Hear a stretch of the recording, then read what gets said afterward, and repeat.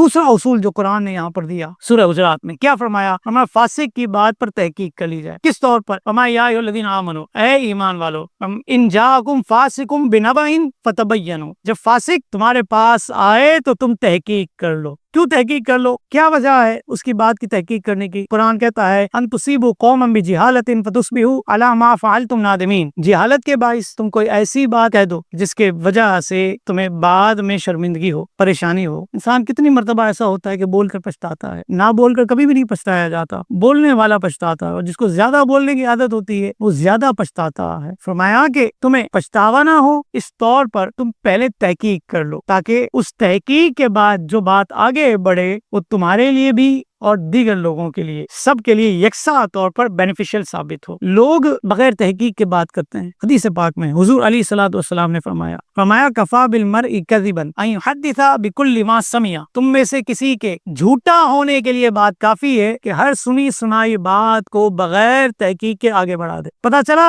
لالو کھیت میں بم دھماکہ ہو گیا، وہاں پہنچے تو پتا چلا کہ لڈو بٹ رہے ہیں، کس نے پوچھنا ہے؟ کس نے تحقیق کرنی ہے؟ کوئی تحقیق کرنے والا نہیں، کوئی پوچھنے والا نہیں۔ لوگ اس طور پر افواہیں پھیلاتے ہیں، معاشرے میں رومرز پھیلتی ہیں، افواہیں پھیلتی ہیں، اور ان افواہوں کے باعث کتنے نقصان ہوتے ہیں میں اور آپ اس کو سمجھ سکتے ہیں۔ جھوٹ انسان سمجھتا ہے کہ میں اپنے آپ کو بچا لوں گا، لیکن رب کی لعنت لیتا ہے۔ لعنت اللہ علی الکاذبین، قرآن کہتا ہے یہ جھوٹوں پر اللہ کی لعنت ہے۔ اب جب اللہ کی لعنت لی، لعنت سے مراد ہے کہ رب کی رحمت سے دور ہوا، رب کی رحمت سے دور ہوا، نفسا نفسی میں پڑا، برکت ختم ہوئی، اس کے معاملات سے رب کی رحمت ختم ہو گئی۔ اور جب رب کی رحمت ختم ہو جائے، افراتفری مچ جائے، بے چینی کا معاملہ ہو جائے، تو مجھے بتائیے کہ روئے زمین پر رہ کر میں اور آپ کون سا کمال کر لیں گے؟ کون سا اچھا کام ہم سے ہو جائے گا جب رب کی رحمت ہی ہم سے روٹ گئی، جب رب کی رحمت ہی ہم سے منہ موڑ لے اور اللہ کی طرف سے لعنتیں پڑتی ہوں جھوٹ بول بول کر۔ لوگ بولتے ہیں کہ بغیر جھوٹ بولے ہمارا کاروبار نہیں ہوتا۔ آج بھی میں ایک جگہ دعوت دینے کے لیے گیا اور جھوٹ بولے بغیر کام نہیں چلتا۔ ہم نے کہا اپنے کام کو خراب کرتے ہیں آپ اس طور پر، آپ سچ بولنے کی عادت ڈالیں۔ رب العالمین نے جتنا رزق آپ کے مقدر میں لکھا ہے وہ آپ دے گا، لیکن آپ جھوٹ بول کر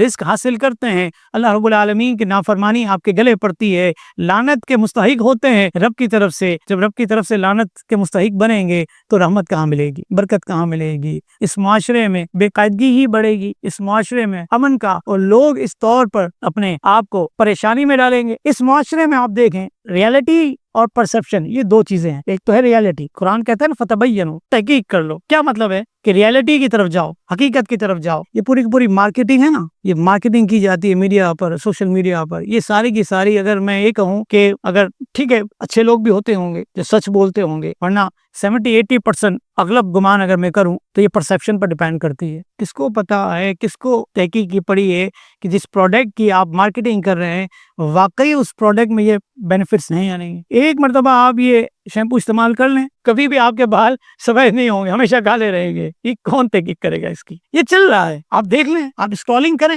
میں اپنے کام کے لیے جاتا ہوں تو دیکھتا ہوں تو یہ ساری نظر سے گزرتی ہیں۔ کس نے تحقیق کی؟ یہ ایسا شیمپو میرے نزدیک تو نہیں ایسا بنا کوئی کہ جو اس طور پر انسان کے لیے افیکٹو ثابت ہو، نہیں ایسا۔ کسی کے علم میں ہو تو بتا دیجیے گا، اکثر لوگ لگا لیا کریں گے، جان چھوٹ جائے گی بار بار ڈائی کرنے سے ان کو۔ قوم کو لگا دیا ہم نے انرجی پر، اور قوم جو ہے اپنی رگوں میں شوگر کو لے رہی ہے۔ کتنی شوگر کے مریض اس روئے زمین پر پائے جاتے ہیں؟ ریسرچ کیا کہتی ہے؟ کہتی ہے پاکستان میں شوگر کے مریض، ان میں 78% لوگ ایسے ہیں کہ جو شدید ذہنی مسائل میں مبتلا ہیں۔ 33 ملین پاکستانی شوگر کے مرض میں مبتلا ہیں۔ 33 ملین پاکستانی۔ کولڈ ڈرنک کے ذریعے ہم نے ان کی رگوں میں شوگر کو اتار دیا ہے۔ کس نے پوچھنا ہے؟ کس نے تحقیق کرنی؟ کوئی نہیں پوچھنے والا۔ آپ فریش جوسز پئیں، اس سے آپ کو انرجی بھی ملے گی، لیکن ہم نے انرجی لینے کے لیے کچھ اور چیزوں کو، کیونکہ وہ ایڈ ہمارے آنکھوں سے گزرتی ہے، یہ پرسپشن ہے اور کیا ہے، حقیقت کچھ اور ہے۔ اسی طرح آپ دیکھ لیجئے کہ ایک تو مارکیٹنگ، دوسری چیز جو خرابی ہے وہ کیمرے کی ہے۔ یہ کیمرہ جو ہے نا، یہ کیمرہ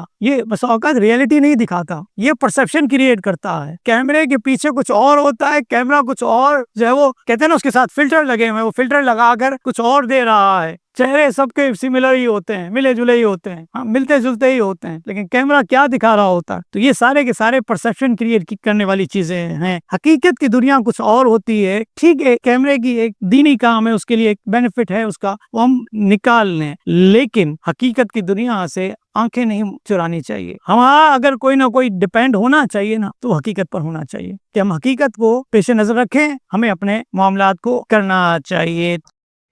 مزید اسلامک اور معلوماتی ویڈیوز دیکھنے کے لیے لائک، شیئر اینڈ سبسکرائب کے بٹن کو پریس کرنا ہرگز نہ بھولیں۔